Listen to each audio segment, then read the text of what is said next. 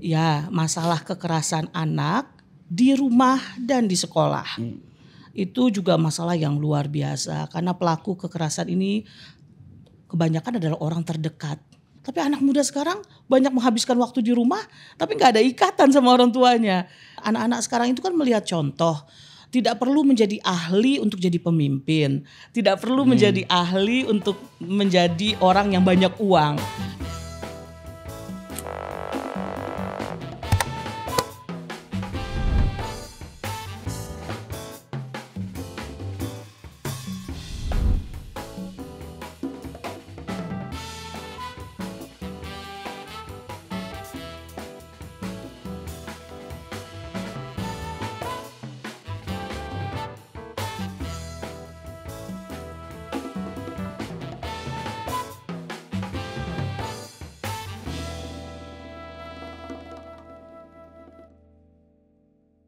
Hari ini kita sudah kehadiran bintang tamu yang saya pikir ini pakar di bidangnya karena beliau ini sudah menekuni dan profesional, bahkan beliau ini pernah mendapatkan predikat sebagai top 2% scientist impact atau 2% profesor yang mendapatkan predikat yang berdampak luas risetnya dari Stanford University.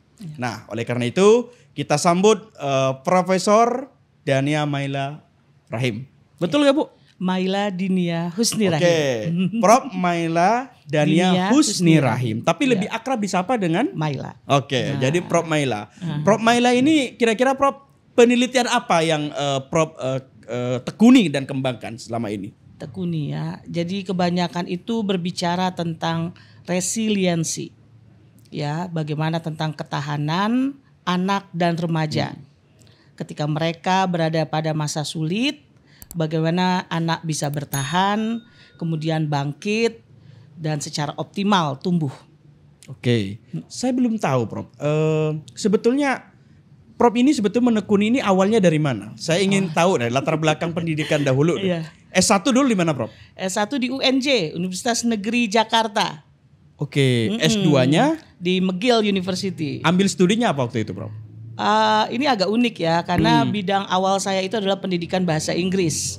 Ya, tapi ketika saya mahasiswa, itu saya memang bekerja untuk anak jalanan. Ya, ada rumah singgah ya, zaman itu ada istilahnya rumah singgah.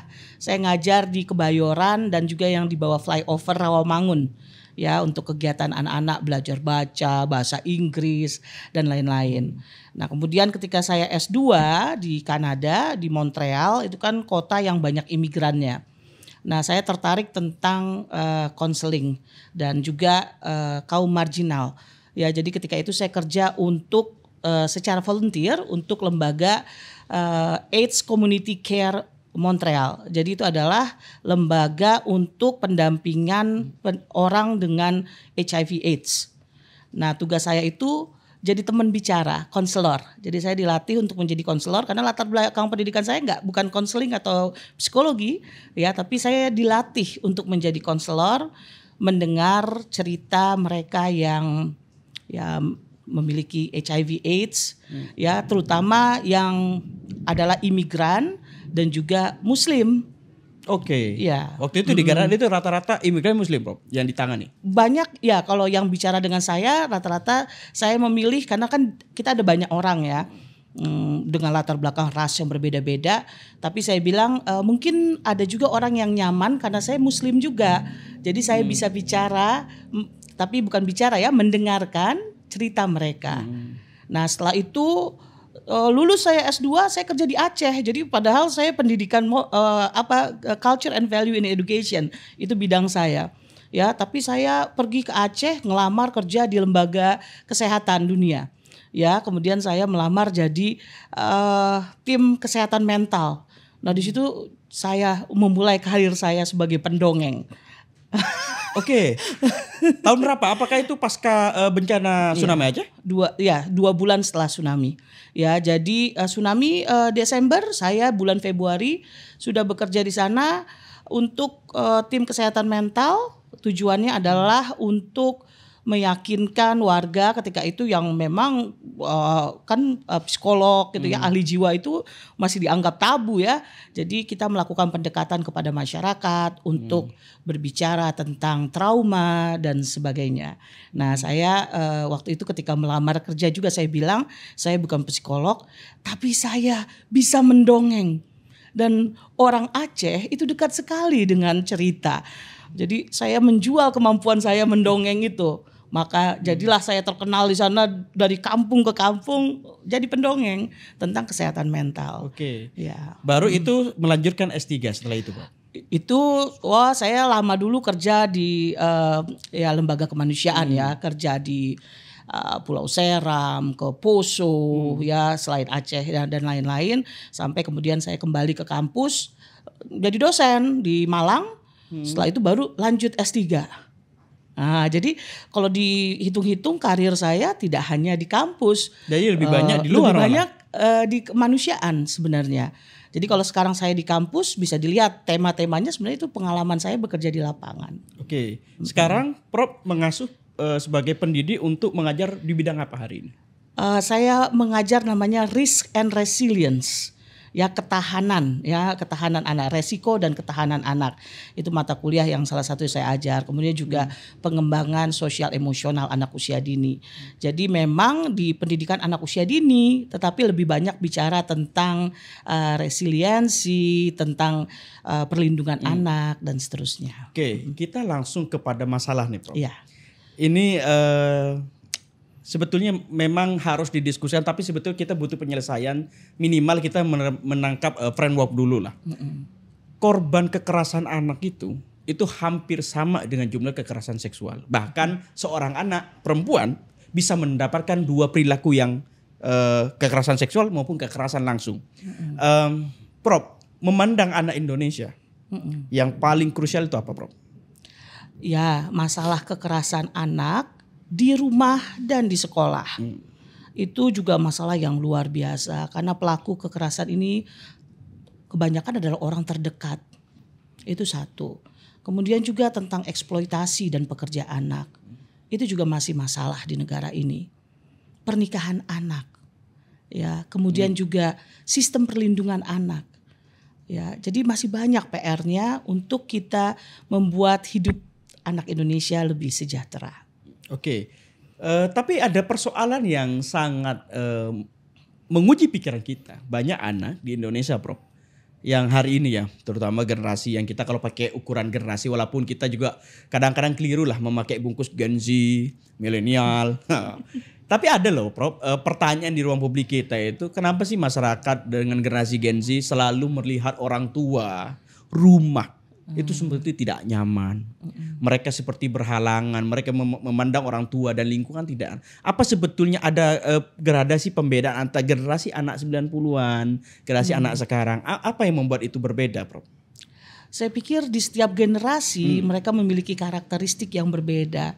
Sehingga itulah adanya benturan. Ya, benturan pemahaman, benturan cara berbicara, berkomunikasi dan seterusnya.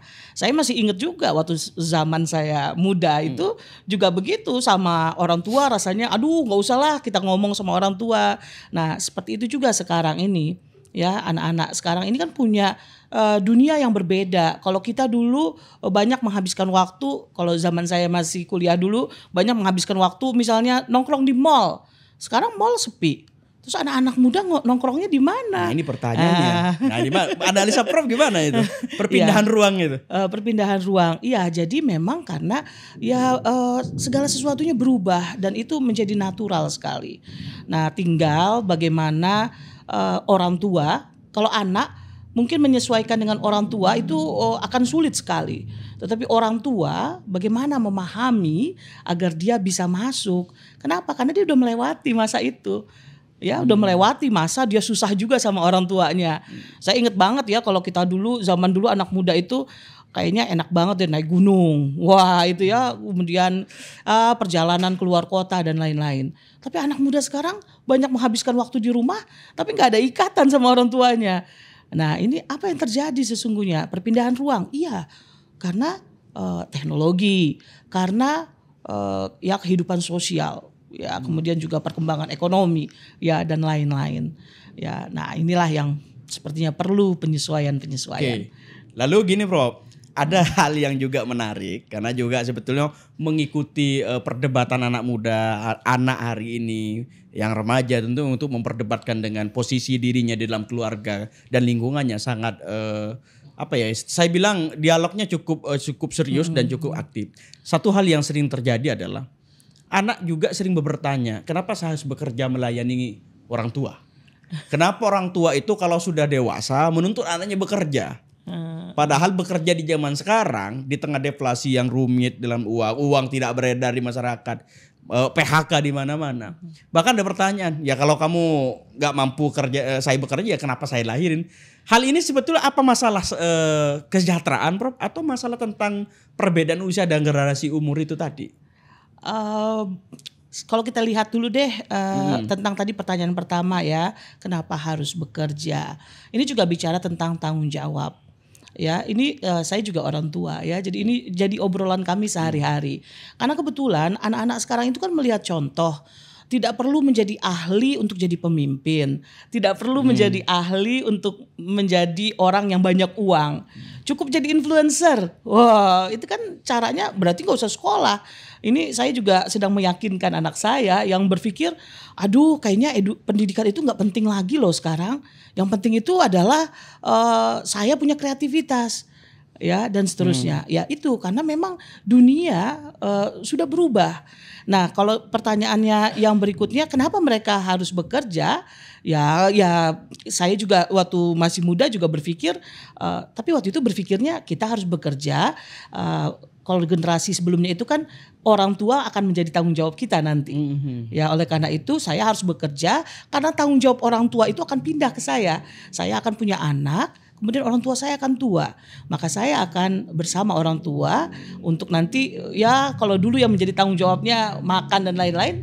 Nah itu yang orang-orang sekarang itu lagi bicara tentang generational trauma. Ya, tapi kalau saya secara positif bukan mengatakan itu generational trauma. Ya, itu sebenarnya adalah bagaimana kita memaknai hidup.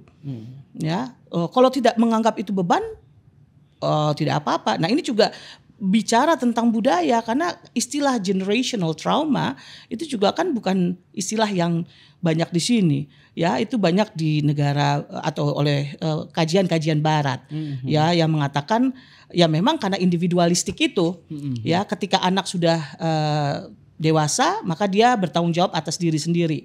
Dia bisa keluar rumah, dia akan menghidupi diri sendiri dan dia tidak bertanggung jawab pada orang di rumahnya. Tapi kan kalau kita memang masyarakat yang sangat kolektif ya, bahwa kita lahir dari keluarga, kita akan tumbuh bersama keluarga. Makanya sering ketika sudah menikah pun masih satu rumah dengan keluarga dan untuk beberapa orang menjadi masalah, tetapi ada juga yang menganggap ini adalah ya berkahnya banyak. Ya lagi-lagi ini sekali lagi kita lihat ini sebenarnya cara pandang saja. Ya dan bagaimana kita mau menyikapinya. Oke. Oh ternyata ada suatu pondasi yang sebetulnya ada beberapa teori yang tidak cocok juga ya Prof. Seperti generasi trauma tadi, generasi trauma. Tapi saya ingin kembali lagi mengulang tentang trauma yang tadi Prof. Kenapa anak-anak hari ini itu sering mendiskusikan kesehatan mental mereka? Ya. Mereka percaya bahwa kesehatan mental mereka itu adalah hal yang eksis. Bahkan lebih eksis dari keberadaannya dia sendiri. Itu hal yang terjadi di mana-mana. Setiap ruang publik kita, ketika kita bertemu sama anak muda, baik angkatan saya, di bawah saya, trauma mereka, kesehatan mental mereka jauh mengisi obrolan itu. Hampir 20% masalah mereka diobrolkan. Dan lucunya Prof, mereka datang ke konsultan konsultan psikolog. Oke, mereka bayar. Ketika saya berdialog sama mereka, saya tanya, kenapa tidak nanya sama orang tuamu? Kenapa tidak menanya sama kakek atau kerabat yang lebih dewasa dari kamu, yang lebih menguasai masalah ini? Mereka tuh bilang, ya saya belum percaya itu gitu. Apa ini sering terjadi nggak Prof di negara barat atau ini? Ini sebenarnya hal yang sangat positif loh. Berarti generasi muda dia udah menyadari tentang kesehatan mental. Oke. Ya, kenapa? Karena dia tahu untuk mencari pertolongan dengan profesional. Ya, kemudian ketika dia memahami beberapa terms kesehatan mental, berarti dia membaca tentang itu. Ya, yang sering disayangkan jangan terlalu maksudnya akhirnya malah rely kepada tulisan di media sosial atau yang lainnya ya. Jadi akhirnya mendiagnosa diri sendiri. Oh, saya itu adalah overthinking, saya ini bipolar dan seterusnya. Nah, itu yang perlu dihindari. Tetapi kalau literasi sosial dan literasi emosional itu penting sekali. Ya, karena mengetahui apa yang dirasakan dan menyatakan ini adalah perasaanku itu adalah suatu kemajuan. Dan mencari bantuan ketika mengalami kesulitan itu udah langkah besar, ya. Nah, kenapa nggak ke orang tua? Nah, ini juga ya ada orang tua yang memang paham tentang bagaimana menjawab kegelisahan anak, tetapi tidak semua orang tua memiliki cukup pengetahuan tentang itu. Nah, jadi saya pikir malah mendorong mereka untuk berbicara kepada yang ahli itu lebih baik. Ya, yang dipercaya, yang ahli. Apalagi kalau misalnya menggunakan media di mana nama mereka tersamarkan, ya bisa saja seperti itu. Atau jika mereka perlu diskusi one-on-one, satu lawan satu. Ya, karena kalau orang profesional kan dia juga ada ya dia akan menjaga etikanya, tidak akan menyebarkan dibanding dia kemudian sharing di status media sosial atau dia sharing kepada teman-temannya ya yang mungkin bukannya membantu, ada yang membantu tetapi juga bisa saja malah menjadi bumerang untuk mereka. Tapi perlu nggak sih Prof ada suatu kebijakan yang ini melibatkan suatu high power lah dalam hal ini pemerintah lah ya. Seperti saya ingat masih waktu itu salah satu partai di Jakarta ketika berkampanye atas partainya itu menyediakan rumah konseling. Iya. Oke, ini sebetulnya butuh nggak sih Prof kita itu melakukan ada suatu kelembagaan misal, oke lah Kementerian Ibu dan Anak atau Kesejahteraan Sosial atau Kementerian Sosial menyediakan suatu lembaga yang bergerak di bidang konseling seperti ini. Pengalaman saya ketika saya dulu kerja di Aceh itu mengajak orang untuk berbicara perasaannya itu susah banget. Makanya kami kemudian menggunakan rumah boneka dan lain-lain itu dalam rangka membangun kepercayaan orang untuk berbicara dengan orang lain tentang perasaannya. Yaitu kemudian kita mengenalkan bilik konsultasi. Ketika itu tidak ada yang datang ya karena memang di Indonesia bicara tentang perasaan itu kadang-kadang menjadi komunal, bicara di dalam kelompok dan seterusnya. Nah, sekarang apakah perlu? Saya pikir ya salah satu yang sekarang ini sedang saya banyak tuliskan itu adalah tentang literasi sosial dan emosional dan mengintegrasikannya dengan sekolah. Maksudnya gimana? Sekolah semestinya menjadi the safest place untuk anak setelah keluarga. Di mana dia bisa bicara tentang perasaan, tentang kegelisahan, ada masalah dan lain-lain. Karena di beberapa kasus kekerasan kepada anak yang terjadi di rumah itu yang bisa menyelamatkan banyak adalah kalau enggak sekolah, guru ya atau tetangga. Jadi kan perlu sekolah perlu ngelihat nih tanda-tandanya seperti apa dan lain-lain. Tentang konseling tadi, salah satu rumusan yang saya minta untuk apalagi sekarang kan kita Kementerian Pendidikan dibagi 3 ya itu berharap banyak sekali orang pendidik seperti saya. Karena saya berpikir ini Kementerian Pendidikan Dasar dan Menengah bisa lebih fokus. Jadi literasinya bukan literasi matematika, literasi baca saja, literasi sosial dan emosional supaya ada program juga yang bisa mengenalkan anak tentang keadaan emosinya, bagaimana mereka menjadi ya bersosialisasi atau kehidupan sosial yang jauh lebih baik dan seterusnya. Dan salah satu yang saya bukan gagas sih sebenarnya, tampilkan ulang karena udah banyak yang menggagas seperti ini adalah bahwa pentingnya konseling di sekolah. Sekarang ini datanya psikolog aja ya di Indonesia itu baru 1:100.000. Padahal WHO mengatakan mestinya idealnya satu psikolog itu melayani 5.000 penduduk. Nah di Indonesia itu masih 100.000, malah di data yang lain enggak 100.000 tapi 200.000. Satu psikolog melayani 200.000 penduduk. Jadi masih kekurangan. Demikian juga BK ya, konseling di sekolah itu juga masih sangat terbatas. Ya saya lupa datanya, tetapi itu 1/10 lebih rendah dari yang harusnya diharapkan. Nah kemudian juga banyak yang menjadi konselor di sekolah itu tidak melalui training. Guru aja, biasanya guru agama ya, beda antara menasehati dengan menjadi konselor. Oke. Ya. Bukannya lulusan psikologi banyak? maaf teman-teman, maaf. Tapi saya bertanya ini kepada Prof. Bukannya lulusan psikologi itu banyak di universitas? Bukankah itu bisa peluang Prof untuk mencukupi dengan range kebutuhan yang Prof maksud tadi soal kebutuhan psikolog? Ya, jumlah penduduknya juga jauh lebih banyak. Oke. Nah, nanti saya belum tahu ya lihat datanya ya.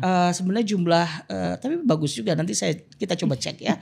Berapa sih sebenarnya jumlah lulusan fakultas psikologi ya per tahun, kemudian dengan jumlah penduduk. Tapi saya tidak melihat itu, tetapi saya membaca laporan aja dari Himpunan Masyarakat Psikologi Indonesia. Prof, kalau dipotret di negara-negara maju, Prof, sebesar mana konsultan psikolog ini untuk kebutuhan kepada masyarakat? Apakah mereka juga sebetulnya dibuat gratis sedemikian rupa sehingga masyarakat ketika ada masalah sosial atau masalah lingkungan yang mereka hadapi secara pikiran mereka datang, atau mereka sama dengan Indonesia terbuka secara swasta lah? Gimana Prof kalau di negara-negara lain? Ya ada macam-macamnya juga ya. Di kita kan juga ada yang bantuan yang jenisnya bantuan ya, yang memang free cost ya. Kemudian juga ada yang memang secara profesional ya dengan dana tertentu ya. Kemudian juga bentuknya juga macam-macam. Ada konselor, ada psikolog ya. Kemudian juga ya kalau butuh medis berarti ada psikiater ya. Kemudian juga dan ada juga pekerja sosial. Saya bukan psikolog ya. Jadi saya itu di kesejahteraan sosial. Jadi bidang saya adalah di social work-nya. Nah, jadi sebenarnya banyak yang berusaha membuat ini menjadi lebih mudah gitu ya. Tetapi memang effortnya masih perlu lebih luas lagi. Ya, jadi kalau tadi jumlah ya itu juga menggelitik ya, nanti harus kita cek gitu ya. Harus, karena banyak keluhan teman-teman saya pun juga ini psikolog kok jadi psikopat hidupnya. Karena susah sekali itu jadi pekerjaan katanya Prof. Oke. Ini juga jadi persoalan juga Prof di tengah publik kita ketika ada pertanyaan bahwa kayaknya kenapa sih ada tren-tren hari ini juga sering dipertanyakan seorang tua ingin sekali menyekolahkan anaknya di sekolah swasta daripada sekolah negeri. Karena sekolah negeri juga kayaknya cukup berbahaya, kemudian sering terjadi kekerasan, kemudian anaknya susah diatur dibandingkan dengan sekolah standar internasional, lebih tertib, lebih mewah. Tapi juga sebetulnya jadi menggelitik juga Prof. Karena sekolah-sekolah berstandar internasional itu nggak masuk kantong gitu. Ya Prof gimana tanggapan? Iya, satu juga perlu dilihat ya. Jadi saya juga sering melihat ya ada orang tua yang bilang, aduh udah bayar mahal-mahal kok anaknya begini. Ada juga kayaknya harus ke sekolah yang mahal deh gini. Satu, sekolah itu bukan orang tua menyerahkan tanggung jawabnya kepada sekolah. Orang tua tetap yang harus bertanggung jawab untuk pembentukan karakter anak. Ya, jadi mau menyekolahkan kemana saja, tetapi ketika orang tua tidak berusaha untuk mendampingi anak secara positif menjadi orang tua, tidak akan bisa merubah anak itu menjadi ya karena dia perlu contoh yang baik juga di rumah. Nah, fenomena sekolah swasta lebih dipercaya saat ini ya mungkin ini masalah fasilitas, karena banyak sekolah yang memang karena bayarannya mahal bisa menyediakan ya tempat atau prasarana yang baik ya, sarana prasarana yang baik, kemudian termasuk adanya konselor atau psikolog ya di sekolah itu. Jadi terus gimana untuk mereka yang enggak punya kemampuan? Nah, ini ya yang jadi ini bukan hanya masalah uang sebenarnya. Ya, coba berapa banyak orang tua yang mampu. Tetapi anaknya juga tidak bisa terdidik dengan baik. Saya selalu bicara dengan mahasiswa saya yang nantinya akan jadi guru PAUD Ya, karena saya di pendidikan anak usia dini, guru PAUD mereka, saya bilang bahwa yang paling penting ya adalah bahwa kita menanamkan model. Ya, ini disebut dengan positive parenting termasuk positive teacher. Ya, alih-alih kita memberikan hukuman, tetapi lebih baik kita memberikan reinforcement. Hukuman boleh nggak? Boleh. Hukuman itu boleh, tetapi harus dilakukan secara sadar. Ya, apa konsekuensinya diberi hukuman? Kita orang tua memberi hukuman ini seberapa keras? Ya, harus ada titik berhentinya dan harus secara sadar tahu ya bahwa hukuman ini nanti berdampaknya seperti apa dan seterusnya. Jadi kalau balik lagi ke pertanyaannya, iya sekolah mahal itu satu yang mungkin memang memberikan fasilitas dan anak bisa tumbuh karena tempat yang lebih luas. Tapi bukan satu-satunya cara membuat anak menjadi ya anak-anak berkarakter atau yang hebat. Oke. Komponen anak bisa nggak sih Prof untuk jadi penyebab utama untuk tingkat kesejahteraan lingkungan? Ya, benar banget. Bagaimana secara teoritis melihat ini? Ya, kalau kita baca bukan hanya secara keilmuan tetapi juga di tulisan populer ya. Kan selalu dikatakan bahwa anak itu adalah harapan masa depan ya. Banyak anak banyak rezeki gitu, ya, dan lain-lain. Nah, tadi kalau dihubungkan dengan lingkungan, kesadaran lingkungan itu memang dimulai dari masa kanak-kanak. Anak-anak yang sudah belajar tentang being mindful dengan penggunaan botol plastik misalnya, karena orang tuanya mencontohkan nggak dengan mudahnya beli air minum kemasan, itu akan membekas terus tuh sampai dia besar. Mematikan keran ketika dia wudhu ya atau cuci tangan ya, kemudian juga makan dan dihabiskan, itu kan didikan di rumah. Ya, di sekolah juga memang di reinforce, tapi kan itu didikan di rumah. Ya, jadi masa kanak-kanak ini penting banget. Jadi kalau dibilang iya ini tuh investasi terbesar. Ya, makanya saya ngelihat ini jadi Kementerian Pendidikan Dasar dan Menengah, berarti pemerintah sekarang serius untuk mempersiapkan generasi yang mendatang. Oke, tapi memang kalau di luar negeri sebetulnya Kementerian Pendidikan itu memang disatukan, mah tidak Prof dengan kementerian. Ada nggak sih kementerian khusus soal anak Prof di luar negeri? Atau misalnya di Kanada tempat Prof dulu studi misalnya? Kalau perlindungan anak ada tapi bukan kementerian ya. Kalau di Malaysia dia ada Kementerian Pendidikan dan Pendidikan Tinggi. Ya, saya tidak mendalami secara khusus tentang ini. Jadi nanti mungkin kita perlu pelajari lagi juga ya. Saya nggak bisa jawab pasti. Tetapi kita berharap banyak ya, karena sekarang kan banyak nih yang bicara tentang anak ya, bukan hanya Kementerian Pendidikan ya dasar dan menengah, kemudian ada perlindungan anak dan perempuan ya, kemudian juga ada kementerian yang BKKBN sekarang menjadi kementerian untuk ya termasuk Dukcapil dan lain-lain. Itu kan berarti isu ini menjadi isu yang dianggap penting oleh bangsa ini, oleh pemerintah. Oke. Ya. Atau mungkin program makan gratis juga masuk sebagai itu, Prof. Program makan gratis, sebenarnya program makan gratis itu di satu sisi ya kita menaruh harapan ya, karena memang banyak anak Indonesia yang tidak cukup terperhatikan ya cara makannya. Ya, cara makannya, gizinya dan seterusnya. Berharap ini bisa menjadi contoh yang baik bahwa mereka nanti juga akan memiliki habit makan yang memang baik. Ya, termasuk kan ada adab makan.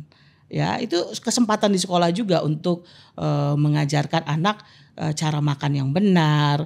Kemudian juga mengajarkan ke mereka bagaimana setelah makan, merapikan makanan dan lain-lain. Kalau di Amerika di sekolah ada banyak yang membuat program ini. Ya, mungkin bukan program nasional tetapi program di sekolah atau pemerintah negara bagian. Ya, kemudian juga kalau di daycare ini jadi waktu untuk mengajarkan anak banyak hal, terutama tentang tanggung jawab. Ya. Oke, jadi ini dimensinya bukan hanya soal program pemerintah ya Prof ya. Tapi kalau dimensinya ditarik kepada substantifnya mungkin ada banyak hal yang harus dipelajari, didapatkan ini. Oke, Prof, saya ingin bertanya terkait dengan hal yang paling juga menjadi masalah Prof. Sebetulnya tingkat pengetahuan guru terhadap anak ini perlu apa tidak Prof? Karena saya ulangi lagi Prof, kan banyak juga yang guru yang tidak tidak menjalani yang lulusan pendidikan. Ya, ini kan jadi masalah, Prof. Mereka lulusan mungkin sejarah, mungkin fakultas ekonomi, ngajar. Kadang-kadang juga sering ngajar juga di SD karena tidak ada pekerjaan lain, pilihan jadi SD. Nah, apakah harus seorang guru ini memiliki pengalaman pendidikan anak sebagaimana harus pernah PGSD atau PAUD atau apa sebagainya, atau bagaimana, Prof? Bisa lewat program-program, karena juga gini ya, ilmu itu kan perlu di reinforce atau terus-menerus diingatkan. Ya, jadi pelatihan-pelatihan itu penting. Kalau misalnya sertifikasi ataupun seseorang apakah dia lisensi atau ya apapun itu, ya apakah dia yang tidak non keguruan boleh mengajar atau tidak? Kalau saya cenderung boleh, tetapi dia harus mengambil mungkin sertifikasi untuk bagaimana cara mengajar. Ya, nah kemudian yang satu yang sering terlewat itu yang tadi saya bilang tentang literasi sosial dan emosional.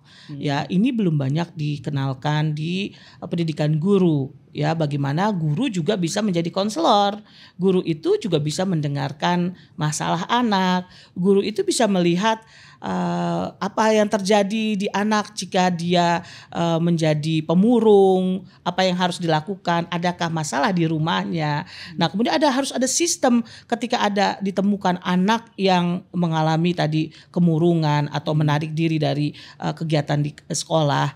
Nah, guru melaporkannya kemana? Nah, ini kan sistem yang seperti ini, makanya di dalam tadi yang saya sebutkan untuk menciptakan sekolah yang ramah mental dan inklusif, ya, literasi sosial dan emosional ini harus dimiliki oleh guru. Kemudian nanti dia juga bisa membuat anak-anaknya, tentu kurikulum juga harus menjembatani ini untuk paham sebenarnya saya harus seperti apa, saya ini sedang merasakan apa, ya, dan seterusnya. Atau mungkin ada alasan lain, Prof. Banyak guru yang merasa kalau saya terlalu banyak peran juga sebetulnya saya juga tidak sebanding dengan ini kan lumrah. Banyak juga yang beralasan saya ngapain juga jadi konseling, udah jadi guru aja masih honorer, karena gitu, Prof. Ada alasan nggak sih, Prof, yang mungkin ini bisa terangkan, tapi kan juga jaminan guru di Indonesia juga sangat-sangat memprihatinkan lah gitu. Dan saya ingin lihat perbandingan Prof terkait dengan guru di sini sama paling terdekat negara-negara di Asia lah. Bagaimana, Prof, sebetulnya? Karena aja ketakutan mereka, ngapain jadi konseling lagi sih, nambah peran lagi. Nambah peran lagi. Bukan menjadi profesi, tetapi paling tidak memiliki skill atau keterampilan untuk mendengarkan, ya, kemudian menangkap masalah. Ya, karena memang terlalu banyak perannya kalau dia sampai harus memecahkan masalah dan seterusnya. Tetapi kan guru paling tidak tahu cara menanggapi ketika anaknya ada siswa yang bilang, "Ibu, saya terlambat karena misalnya kalau dia bilang saya terlambat karena saya lagi nggak enak perasaan." Terus gurunya ngomong apa? Kok nggak enak perasaan? Nah, cara merespon gurunya ini jadi penting. Kalau dia menihilkan misalnya, itu cuma perasaan kamu aja, nggak boleh, jangan terlalu dibawa ke emosi dan lain-lain. Itu malah membuat anak semakin takut bicara tentang emosinya. Tapi kalau misalnya gurunya itu cukup punya pengetahuan, setidaknya, apa itu? Ya, kamu mau bicara, mau punya teman bicara, ibu bisa kok. Misalnya kita ngobrol yuk, apa sih yang kamu rasain sesungguhnya, ya? Atau misalnya ada anak yang ada masalah, kemudian mungkin di kelas dia diem aja, ya, gurunya malah bilang, kok kamu diem aja di kelas? Nah, yang kayak gitu paling enggak guru tahulah apa yang terjadi, bahwa anak di dalam kelas tidak selalu dalam situasi atau kondisi yang fit, yang oke secara fisik dan juga secara mental. Kan jadi alasan berarti, Prof. Mungkin itu jadi alasannya kenapa seandainya banyak siswa bercerita dan guru siap mendengarkan. Mungkin banyak ya kali ya, Prof, ya, data kekerasan yang diceritakan bisa aja terjadi kan, Prof. Mungkin hal ini kita hanya mendapat gambaran data di permukaan saja. Iya, benar. Karena sekolah tidak menyediakan itu juga sebetulnya. Iya. Ya, jadi sekolah kebanyakan sekolah memang belum memiliki fasilitas itu. Ya, dan ini menjadi PR kita. Karena masalah kesehatan mental ini ketika anak-anaknya aware, tetapi orang dewasa di sekitarnya tidak aware, dan akhirnya mereka meminta pertolongan kepada teman curhat, ya kemudian bicara yang sekarang ini banyak ya di kelompok-kelompok grup ya, malah kemudian dia curhat seperti itu disebarkan, malah menjadi petaka ya. Jadi tadi kembali lagi ke pertanyaan Mas Melki pertama, ya itu kok anak-anak sekarang jadi tahu ya istilah-istilah psikologi, itu bagus. Oke. Nah, gurunya, orang tuanya juga sama, harusnya juga membaca lebih banyak tentang itu. Oke. Ya. Tapi kan juga terjadi juga bro, bahwa orang tua kita juga kayaknya istilah itu sebetulnya apa ya, hanya permukaan ya, bahwa istilah itu sebetulnya saya juga kerjakan dulu gitu. Gitu. Kepekaan orang tua kita itu sebetulnya pendidikan mereka kan sebetulnya sudah lewat bro. Misalnya orang tua yang sudah berusia di atas 40 tahun atau jenjang kedua lah dalam parubaya mereka lah. Kan mereka juga sebetulnya itu beruntung kalau masih itu tinggal di perkotaan bro. Orang-orang tua di pedesaan itu sama sekali tidak mendapati wilayah di situ. Tapi anaknya bro, paparan dengan media sosial, mereka menghadapi itu. Dan ini kan terjadi. Nah Prof melihat situasi ini, itu kan sangat beruntung kalau di perkotaan. Dan di pedesaan biasanya Prof. Itu solusi Prof misalnya melihat ini semua itu di pedesaan itu lebih parah Prof gitu. Ya ini juga memang sangat tergantung sekali dengan konteks ya. Pertama ya kita bisa melihat apa yang tersedia di sekitar anak itu.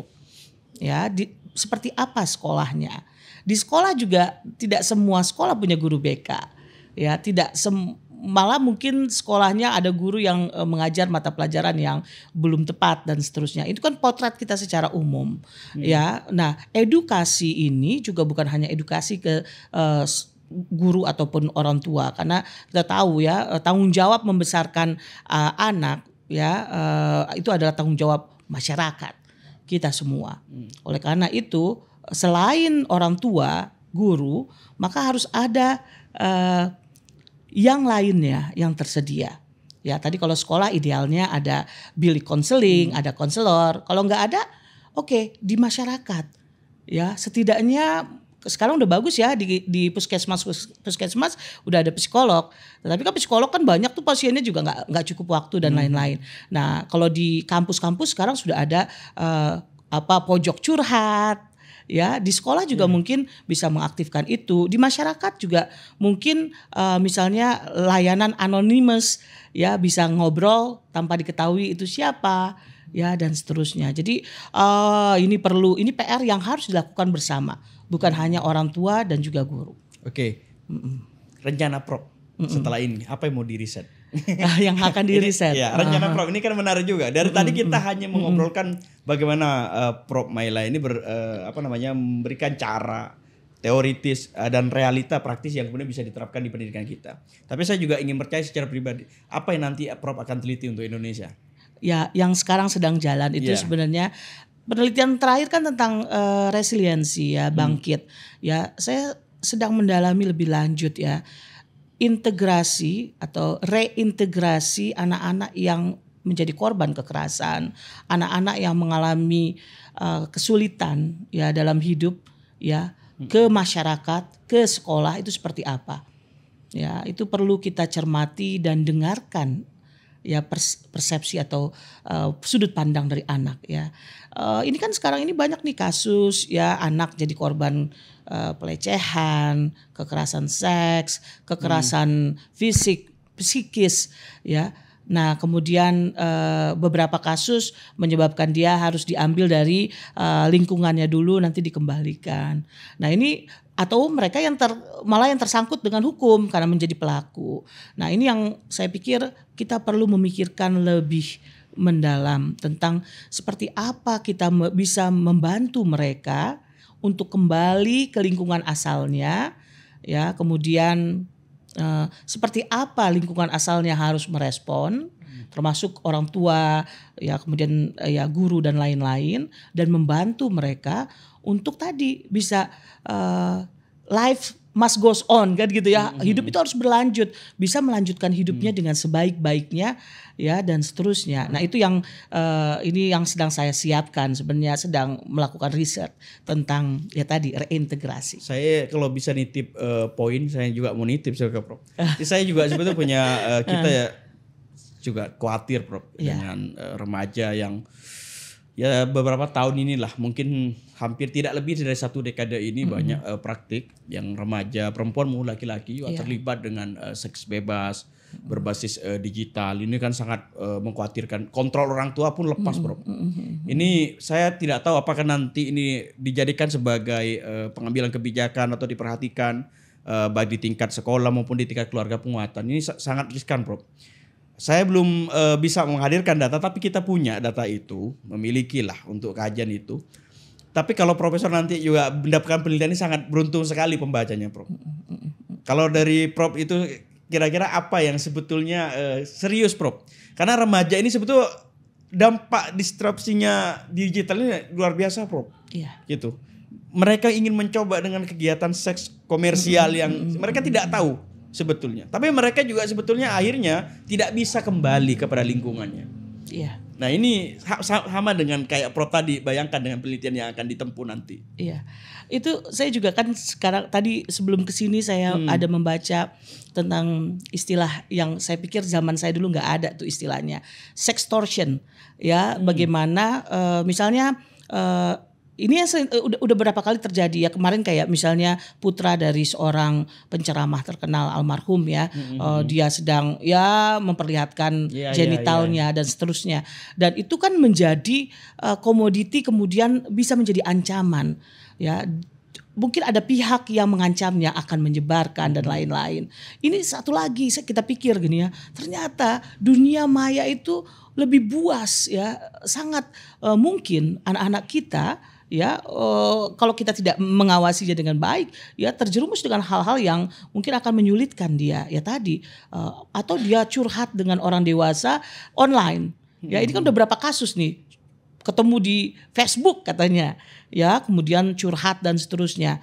Nah kemudian akhirnya bertemu, nah kemudian terjadi pelecehan dan seterusnya. Jadi bahayanya besar sekali. Dan tadi kalau masalah reintegrasi, nah ini juga menjadi problem. Saya pikir kita yang peneliti, kemudian juga profesional ya perlu terus memahami bahwa ini akan berlanjut terus. AI sekarang, AI juga nanti akan ada dampaknya ya dan seterusnya. Ya belum lagi sering saya dapat, kalau Mas Melki tadi nitip pertanyaan ini, yang sering dititip ke saya itu tentang judi online loh. Iya, jadi malah iya itu anak-anak ikutan permainan yang pakai bayar dan seterusnya. Ya kemudian ya pokoknya masalah-masalah kriminal di dunia maya ya, ataupun masalah-masalah yang kita dulu tidak pernah menghadapi ini, tetapi ini menjadi tantangan untuk remaja atau anak-anak sekarang. Jadi PR Prof Maila ini akan berat nampaknya Prof. Karena kalau PR bersama ya. Oh, PR bersama Prof. Oke. Walaupun kita konsultan politis, sebetulnya item anak itu ada Prof. Iya, benar. Oke Prof, saya berucap terima kasih banyak Prof sudah hadir di podcast kami. Ya walaupun kita masih berupaya untuk memberikan dampak besar lah sebetulnya lewat komposisi pendekatan digital. Nah oleh karena itu teman-teman, hadirnya Prof Maila ini sangat penting karena saya melihat bahwa perubahan kabinet yang sangat besar, kemudian ada formasi seperti Kementerian Perempuan dan Anak masih sangat utuh. Artinya Pak Prabowo masih percaya betul bahwa ibu dan anak ini nggak bisa dipisah. Jadi kenapa Prof Maila kita undang ke sini? Ini juga bukan hanya persoalan tentang bagaimana kontur pendidikan, tapi juga kontur yang lebih high power, yakni pengambil kebijakan.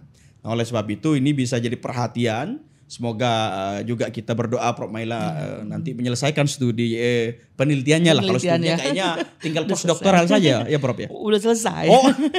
Oh sudah sangat selesai. Jadi selesai. S3 sama postdoktoral udah selesai. Udah selesai. Kita doakan risetnya yang kita bicarakan tadi udah selesai. Baik Prof, kita sudah sampai di ujung dialog kita hari ini. Mudah-mudahan kita diberikan kesehatan terus-menerus ya. Saya Melki Amrosole dan Prof Maila hari ini mengucapkan terima kasih dan tetap kita tonton podcast kami dan jangan lupa like and subscribe. Dan teman-teman, sampai jumpa di episode selanjutnya. Terima kasih. Assalamualaikum warahmatullahi taala wabarakatuh. Salam demokrasi.